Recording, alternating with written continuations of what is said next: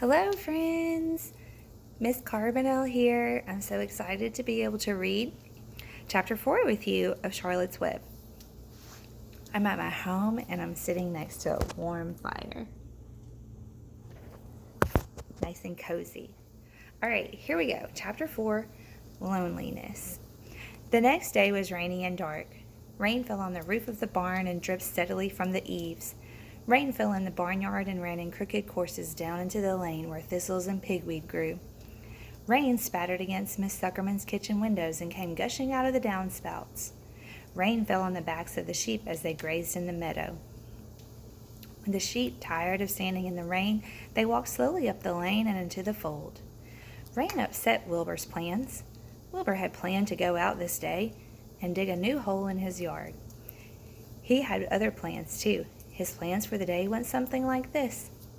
Breakfast at 6:30, skim milk, crust, middlings, bits of donuts, wheat cakes with drops of maple syrup. Sticking to them, potato skins, leftover custard pudding with raisins, and bits of shredded wheat. Breakfast would be finished at 7. From 7 to 8, Wilbur planned to have a talk with Templeton the rat that lived under his trough. Talking with Templeton was not the most interesting occupation in the world, but it was better than nothing. From 8 to 9, Wilbur planned to take a nap outdoors in the sun. From 9 to 11, he planned to dig a hole or trench and possibly find something good to eat buried in the dirt. From 11 to 12, he planned to stand still and watch flies on the boards, watch bees in the clover, and watch swallows in the air. 12 o'clock, lunchtime. Middlings, warm water, apple parings, meat gravy, carrot scrapings, meat scraps, stale hominy, and the wrapper off of a package of cheese. Lunch would be over at 1. From 1 to 2, Wilbur planned to sleep. From 2 to 3, he planned to scratch itchy places by rubbing against the fence. From 3 to 4, he planned to stand perfectly still and think of what it was like to be alive and to wait for Fern. At 4 would come supper. Skim milk, provender leftover sandwich from Lurvy's lunchbox, prune skins, a morsel of this, a bit of that, fried potatoes, marmalade, drippings, a little more of this, a little more of that, a piece of baked apple, a scrap of upside-down cake. Wilbur had gone to sleep thinking about these plans. He awoke at 6 and saw the rain. It seemed as though he couldn't bear it. I get everything all beautifully planned out, and it has to go and rain, he said. For a while he stood gloomily indoors. Then he walked to the door and looked out. Drops of rain struck his face. His yard was cold and wet. His trough had an inch of rainwater in it. Templeton was nowhere to be seen. "Are you out there, Templeton?" called Wilbur. There was no answer. Suddenly, Wilbur felt lonely and friendless. "One day just like another," he groaned. "I'm very young. I have no real friend here in the barn. It's going to rain all morning and all afternoon, and Fern won't come in such bad weather. Oh, honestly." And Wilbur was crying again, for the second time in 2 days. At 6:30, Wilbur heard the banging of a pail. Lurvy was standing outside in the rain, stirring up breakfast. "Come on, pig," said Lurvy. Wilbur did not budge. Lurvy dumped the slops, scraped the pail, and walked away. He noticed that something was wrong with the pig. Wilbur didn't want food. He wanted love. He wanted a friend, someone who would play with him.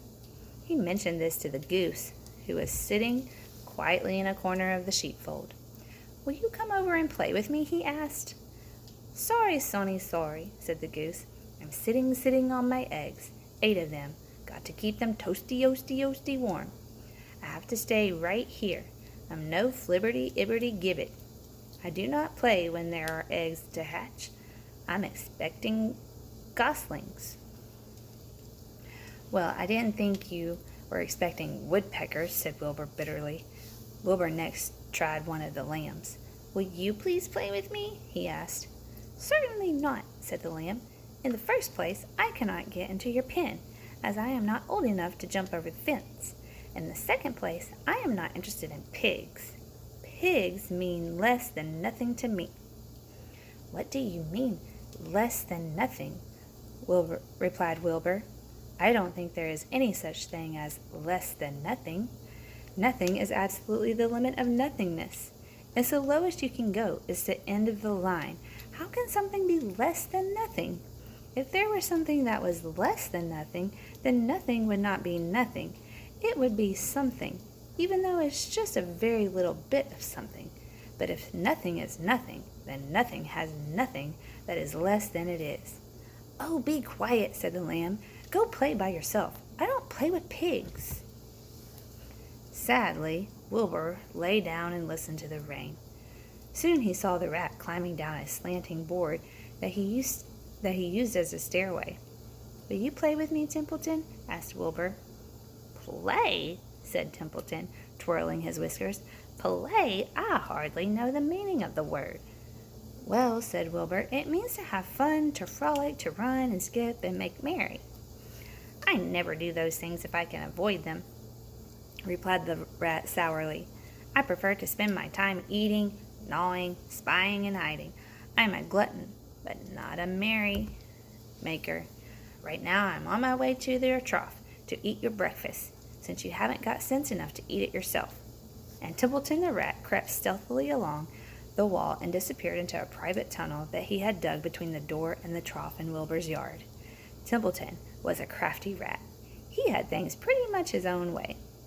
The tunnel was an example of his skill and cunning. The tunnel enabled him to get from the barn to his hiding place under the pig trough without coming out into the open. He had tunnels and runways all over Mr. Zuckerman's farm, and could get from one place to another without being seen. Usually he slept during the daytime and was abroad only after dark. Wilbur watched him disappear into his tunnel. In a moment he saw the rat's sharp nose poke from underneath the wooden trough. Cautiously, Templeton pulled himself up over the edge of the trough. This was almost more than Wilbur could stand. On this dreary, rainy day, to see his breakfast being eaten by somebody else. He knew Templeton was getting soaked, but out there in the pouring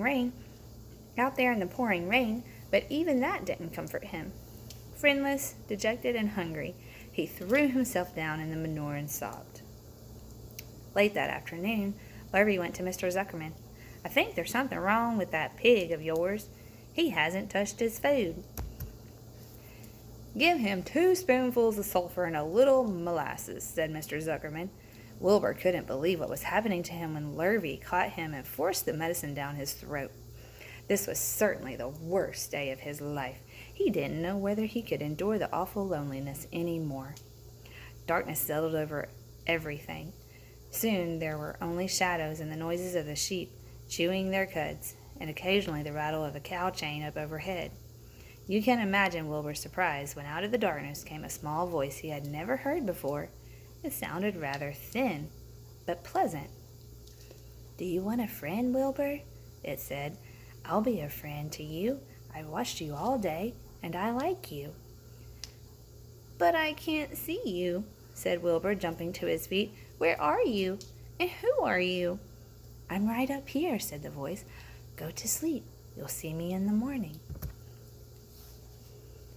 All right, that was exciting. We're going to see or find out soon who that was. I hope you're enjoying reading your book. Bye.